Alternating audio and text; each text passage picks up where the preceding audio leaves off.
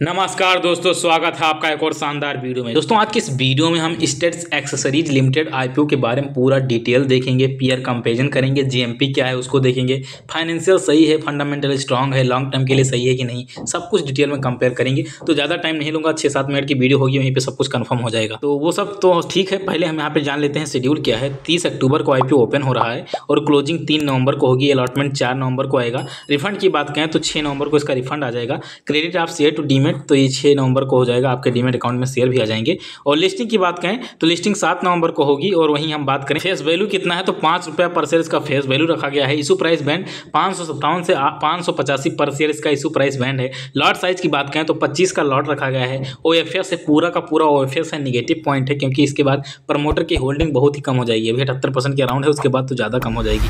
Total issue size की बात करें तो इशू साइज टोटल है 455 करोड़ का। ज़्यादा बड़ा आईपीओ नहीं है, छोटा सा आईपीओ है। इशू टाइप की बात करें तो बुक बिल्ड इशू आईपीओ है, वीसी एनएससी लिस्टिंग होगी और बहुत सारा डिटेल है, यहाँ पे पढ़ सकते हो। बाकी हम लोगों की जितना काम का था हमने पढ़ दिया है। रिजर्वेशन की बात करें तो 35% रिटेल पोर्शन है और क्यूआईबी के लिए 50% और एनआईए के लिए 15%। अब ये देखते हैं लॉट, एक लॉट पे कितना पैसा इन्वेस्ट करना होगा तो 14,625 रुपये इन्वेस्ट करना होगा। बाकी आपको जितना लॉट लेना है उसके अकॉर्डिंग कैलकुलेट कर लेना कि आपका कितना पैसा लगने वाला है। यहाँ पे प्रमोटर होल्डिंग देखो, इस समय करीब 78% के अराउंड है और जब आईपीओ आ जाएगा उसके बाद इसका 61 हो जाएगा। करीब 60% ही जो है प्रमोटर होल्डिंग बचेगा, जो कि कम है यार। और मेन रिव्यू यहाँ से शुरू होता है, कंपनी करती क्या है, फाइनेंशियल कैसा है, ये सब अब शुरू होता है। तो और सबसे पहले जानते हैं कि कंपनी करती क्या है। तो कंपनी 1975 में इनकॉर्पोरेट हुई है, 1983 में स्टेब्लिश हुई है। और कंपनी का काम क्या है, कंपनी का भाई 2 व्हीलर का जो हेलमेट होता है, हेलमेट उसका एक कंपनी बनाती है। और एक्सेसरीज मैन्युफैक्चरिंग सेक्टर में कंपनी का वर्क है। एक्सेसरीज मैन्युफैक्चरिंग सेक्टर जो होता है उसमें कंपनी का वर्क है। और मेनली ये समझो ये हेलमेट बनाती है 2 व्हीलर, जैसे मोटरसाइकिल, बाइक जिसे आप बोलते हो, बाइक का हेलमेट मोस्टली हर इंसान लगभग जो है स्टड का ही यूज करता है। मैं पर्सनली बात करूं तो मैं भी उसी की यूज करता हूं। शानदार हेलमेट रहता है, क्वालिटी बढ़िया, एक नंबर, सब कुछ बेस्ट रहता है दोस्त। ये company Faridabad Haryana based company है जो स्टड और एसएमके आप ब्रांड देखोगे ना तो वो भी इसी के अंदर आता है। एसएमके ब्रांड के अंदर अपना हेलमेट बेचते हैं, स्टड के अंदर बेचते हैं जो कंपनी का मेन पूरा नेम है, और दूसरा एसएमके के अंदर भी जो है अपना हेलमेट बेचते हैं। और कुछ और सामान बनाते हैं जैसे ग्लोव्स हो गया, रेन सूट हो गया, आई वियर हो गया, लगेज हो गया, ये सब भी ये कंपनी मैन्युफैक्चर करती है। और ग्लोबल फुटप्रिंट की बात करें तो ग्लोबल फुटप्रिंट भी इसके पास है। जैसे कौन सा फुटप्रिंट है इसके पास, एक्सपोर्ट करती है करीब 70 कंट्री, 70 देशों में भी अपने जो है हेलमेट को बेचती हैं। ये ग्लोबल प्रेजेंस है जो कि इंपॉर्टेंट है।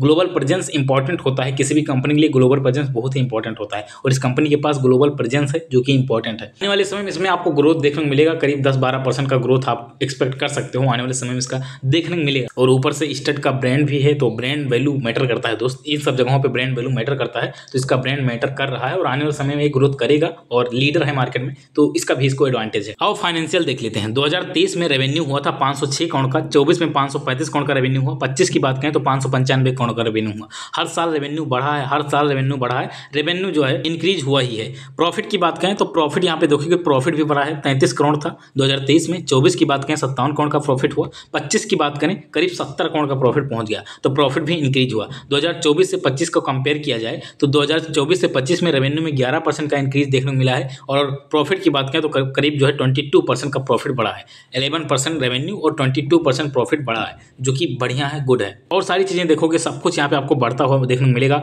टोटल बोरो की बात करें तो 2 करोड़ 91 लाख का बोरो है, बहुत ही कम है, नेग्लेक्ट कर सकते हैं, यानी ऑलमोस्ट डेट फ्री कंपनी है। ये भी इसके पास पॉजिटिव पॉइंट है कि डेट फ्री कंपनी है, तो ये सब तो बढ़िया चीज़ है। आइए कुछ इंडिकेटर की मदद से और डेप्थ में जाते हैं कि आखिर इसका फंडामेंटल कैसा है।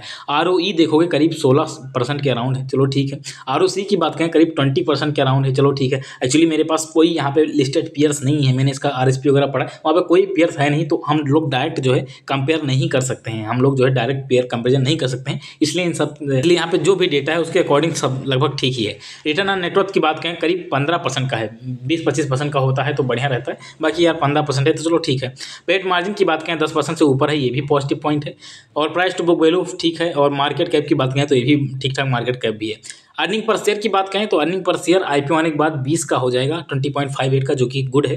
पी की बात करें तो ऑलमोस्ट 28.43 का हो जाएगा, जो कि ये भी सही है। अब देखो कोई पीयर है नहीं तो डायरेक्ट कंपैरिजन नहीं कर सकते हैं, लेकिन ओवरऑल इसको पढ़ के इसको समझ के आप ये जरूर पाएंगे कि कंपनी का फंडामेंटल सही है, कंपनी का फंडामेंटल स्ट्रांग है। कंपनी के फंडामेंटल में आपको कोई दिक्कत नहीं मिलेगा, कंपनी का फंडामेंटल भाई स्ट्रांग है और ये ठीक ठाक लिस्टिंग गेन की भी उम्मीद है कि ठीक ठाक लिस्टिंग गेन आपको दिला देगा। अब बात करते हैं आईपीओ का प्राइस जो है फेयर है कि नहीं, तो आप ये मान लो कि स्लाइटली फेयर है, थोड़ा सा और सस्ता होता तो बेहतर रहता, लेकिन बाकी जो है इसकी ग्रोथ के अकॉर्डिंग लगभग सही लग रहा है, लगभग, यानी थोड़ा बहुत जो है और करेक्शन हो सकता था और लिस्टिंग के बाद में भी इसमें थोड़ा बहुत करेक्शन आपको देखने को मिल सकता है। बाकी कंपनी का फंडामेंटल स्ट्रांग है, लॉन्ग टर्म के लिए भी आप सोच रहे हैं तो आप सोच सकते हो। मैं पर्सनली बात करूं तो मैं लॉन्ग टर्म के लिए सोच रहा हूं, बट डायरेक्ट लॉन्ग टर्म के लिए नहीं। अभी एंकर इन्वेस्टर, एंकर लिस्ट, ये सारा चीज डेटा आ जाए उसके बाद हम लोग डिसाइड करेंगे। फिलहाल जीएमपी देखते हैं, तो जीएमपी अभी करीब चल रहा है 85 का जीएमपी चल रहा है, इसके अकॉर्डिंग करीब 15% का, मान लो 15% के अराउंड लिस्टिंग गेन दिखा रहा है, जो कि सही है। हम लोग लिस्टिंग गेन के लिए अप्लाई करेंगे तब भी बढ़िया रहेगा और लॉन्ग टर्म के लिए तो ठीक ठाक आईपीओ लग ही रहा है। बाकी थोड़ा बहुत करेक्शन तो